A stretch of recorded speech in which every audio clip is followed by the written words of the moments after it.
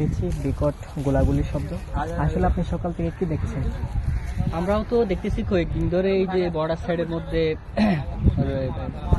আরকানের যে সমস্ত বাহিনীগুলো আছে ওরা বাংলাদেশের অভ্যন্তরের দিক দিয়ে যে গোলাগুলি ছুটতেছে ওইগুলো আসলে খুব দুঃখজনক বিষয়। যেহেতু বাংলাদেশের অভ্যন্তরে এসে ওরা যেহেতু আমাদের এখানে গুলি করতেছে, সেটা এখন আমাদের প্রশাসন কিভাবে দেখতেছে সেটা বুঝতে পারতেছি না। একজন যে নিষ্পাপ শিশু মৃত্যুবরণ করেছেন, এই বিষয়টা আপনি কিভাবে দেখছেন? এটা খুবই দুঃখজনক। যেহেতু শিশু যে আমাদের যে একদম বলতে গেলে যে একদম সড়কের পাশে এসে যে গুলিটা লেগেছে, সেটা বলতেছে যে এটা নাকি ড্রোন হামলার মতো একটা মোটরসাইকেল। তো আসলে সেটা খুব দুঃখের বিষয়। আমরা যেহেতু বুঝতেছি যে এটা এরকম, কিন্তু মা বাবা কিভাবে বোঝাবে যে তার শিশু কিভাবে কোনো ধরনের কিনাই নিরাপত্তা নাই।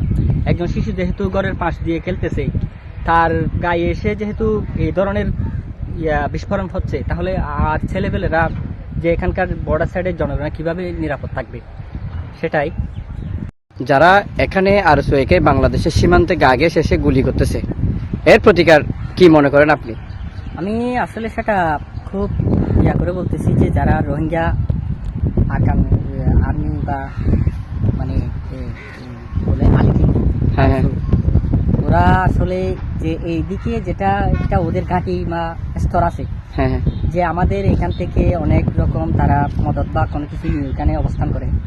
তো ওই অবস্থানে যেহেতু যদি ওরা যদি ওইখানে যাইতে না পারে, সে ব্যাপারে আমাদের যে এলাকাবাসী বা যারা আছে প্রশাসনের দিক নির্দেশনা, ওরা যদি সেটা যদি একটু ভালোভাবে শেল্টার দেয় বা ভালোভাবে যদি কোনো কিছু করে, তাহলে নজরটা মনে হয় রাখতে পারবে।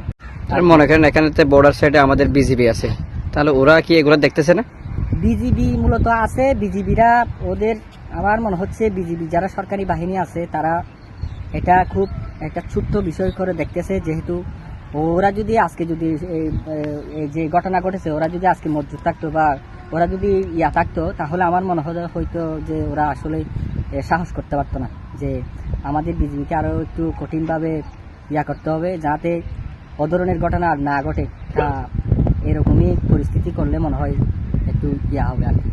আমরা চাই যে বাংলাদেশ সরকারের পক্ষ থেকে কোনো একটা ডিক্লাস যাতে আসে, যাতে এ ধরনের ঘটনা না ঘটে আর কি।